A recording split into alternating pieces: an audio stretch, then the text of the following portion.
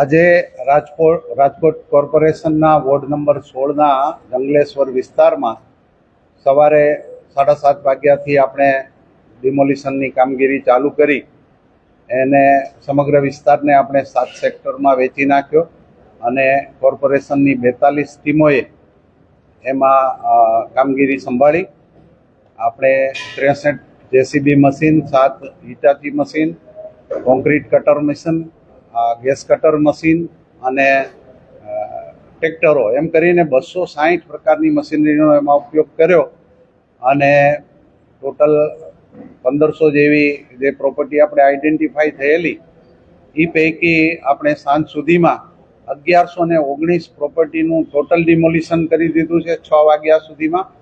અને અત્યારે by and large બધી કામગીરી અટકાવી દેવામાં આવી છે અને આપણી ટીમો વિડ્રો થઈ રહી છે. બાકીનું કામ આપણે કાલે સવારે પાછું સૂર્યોદય ઉપર ચાલુ કરીશું. એક સારી વાત એ છે કે આજે દિવસ દરમિયાન એક પણ અનિચ્છનીય બનાવ બન્યો નથી. રહેવાસીઓ દ્વારા પણ સ્વૈચ્છિક રીતે ખાલી પોતાના મકાનો ખાલી કરી દેવામાં આવ્યા છે. પોતાની ઘરવખરીનો કબજો એમણે લઈ લીધો છે અને કોઈ પણ પ્રકારના આપણે સમજાવટ કે બળ પ્રયોગ વિના એ લોકોએ સ્વૈચ્છિકપણે ખાલી કર્યું. એટલે આપણી કામગીરી ખૂબ ઝડપથી આગળ વધી ગઈ અને કાલે બપોર સુધીમાં 3 વાગ્યા સુધીમાં આપણે એ ડિમોલિશનનું કામ સમાપ્ત કરી દઈશું અને સાથે સાથે ત્યાંથી જે એનો મલબો છે કાટમાળ હટાવવાની કામગીરી એ પણ આવતીકાલે આપણે ચાલુ કરીને સાંજ સુધીમાં પૂરી કરવાની ગણતરી છે. બાકીનું જે કાંઈ સફાઈનું કામ રહેશે એ આપણે બુધવારે પૂરું કરીશું. નદીના પટમાં જે આપણા 997 ડિમોલિશન પાત્ર મકાનો હતા, પ્રોપર્ટીઓ હતી, એ પૈકી 681 પ્રોપર્ટી આજરોજ સંપૂર્ણપણે ડિમોલિશ કરી દેવામાં આવી છે.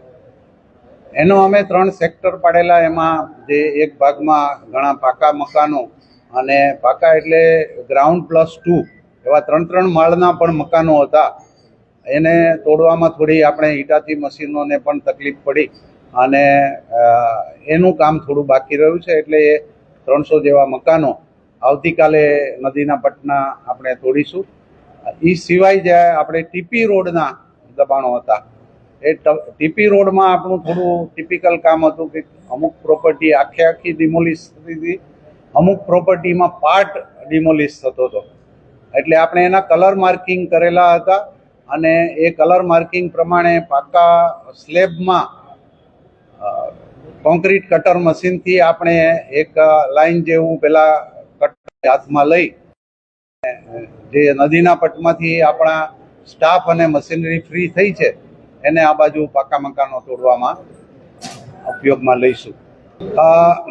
અમે પણ ટીવી ચેનલોમાં જોયું અને સ્થળ ઉપર પણ જોયું કે મીડિયાએ એ પાસાને પણ લોકો સમક્ષ મૂક્યો છે કે અમુક લોકોના 4 AC-વાળા મકાન પણ આપણને ત્યાં દેખાયા છે. ઘરમાં તમામ પ્રકારની સુખ સુવિધાઓ છે અને ખૂબ જ એમ કે સારા કન્સ્ટ્રક્શનવાળા અને 2-3 માળના મકાનો પણ ત્યાં આપણને ધ્યાને આવ્યા છે, જેને તોડવામાં આપણને વધારે મહેનત પડી રહી છે. પણ એ જે ગેરકાયદેસર સ્ટ્રક્ચર છે એ ગેરકાયદેસર જ છે અને એને આપણે તોડવાના છે. એના માટે મનપાનું તંત્ર કટિબદ્ધ છે અને એ કાર્યવાહી આપણે કરી જ રહ્યા છીએ. બહુ સારો પ્રશ્ન છે. આપણે જે હું પહેલાં એમ કહું કે ટીપી રોડનો જે આપણે ડિમોલિશન કર્યું તો આપણે ટોપ પ્રાયોરિટીના ધોરણે ટીપી રોડનું નવીનીકરણ એટલે આપણે નવો જ રોડ કરવાનો છે. એ નવો રોડ કરવાનું આયોજન એવું નક્કી કર્યું છે કે ગુરુવારથી સોમવાર સુધીમાં એનું ખાતમુહૂર્ત કરીને નવો રોડ બનાવવાનું કામ ચાલુ કરી દેવાનું છે અને 7 થી 10 દિવસમાં આપણે એ આખો ટીપી રોડ બનાવી દઈએ એવી એમ કે કાર્યક્રમની અમે આખી રૂપરેખા તૈયાર કરી નાખી છે. માનનીય કમિશનર શ્રીના અપ્રુવલમાં મૂકી દીધું છે અને આવતીકાલે જ્યારે સંપૂર્ણ ડિમોલિશન અને ડેબ્રી હટાવવાની કામગીરી થશે એટલે રોડને આપણે સૌથી પહેલા તબક્કામાં લેશું. જે નદીના પટના દબાણો છે એ આપ સૌ રાજકોટ વાસીઓ છે એટલે આપને ખબર હશે કે 2024ના પૂરમાં જ્યારે ત્યાંના રહેવાસીઓનું રેસ્ક્યુ કરવા માટે અમારી મહાનગરપાલિકાની ટીમ ગયેલી, તો એ ટીમને અમારે રેસ્ક્યુ કરવા માટે ફાયરને મોકલવી પડી. એટલી ખરાબ વોટર લોગિંગની પરિસ્થિતિ ત્યાં થતી હોય છે. તો હવે ત્યાંથી જ્યારે રહીશોના મકાનો આપણે ડિમોલિશન કરી નાખ્યું, તો પાણીના પ્રવાહને વહેવામાં કોઈ અવરોધ નહીં નડે, એટલે જે વોટર લોગિંગ થતું હતું એ પણ નહીં થાય. અને કાયમી ઉપાય તરીકે કે ફરીથી ત્યાં આવી વસાહતો સ્થાપિત ન થાય એના માટે આપણે દિવાલ કરવાનો એક પ્રોજેક્ટ વિચારી રહ્યા છીએ. એ હજી કન્સેપ્ચ્યુલાઇઝ થઈ રહ્યો છે અને એને મૂર્તિમંત થવામાં બહુ જાજી વાર લાગશે નહીં. એમણે એમના તબક્કાનું કામ કર્યું હતું. આપણે પણ અગાઉ 9 મહિના 10 મહિના પહેલા નોટિસો આપી હતી 992, ખાસ કરીને આ નદીના પટના વિસ્તારના રહેવાસીઓને. ત્યારે પણ એમને સુનાવણીની તક આપવી એવું હાઈકોર્ટે કીધું, કારણ કે એમાં 91 પિટિશન થયેલી અને એ વખતે હાઈકોર્ટે એમને બીજી કોઈ રાહત આપવાને બદલે એમને ઇન્ડિવિજ્યુઅલી સાંભળવા અને એમના પુરાવાઓ રજૂ કરે એનું મૂલ્યાંકન કરવું એવી સૂચના આપી હતી. એટલે આપણે એ બધા જ પરિવારોને નોટિસ આપીને ફરીથી સાંભળ્યા અને એના ઉપર નિર્ણય લીધો.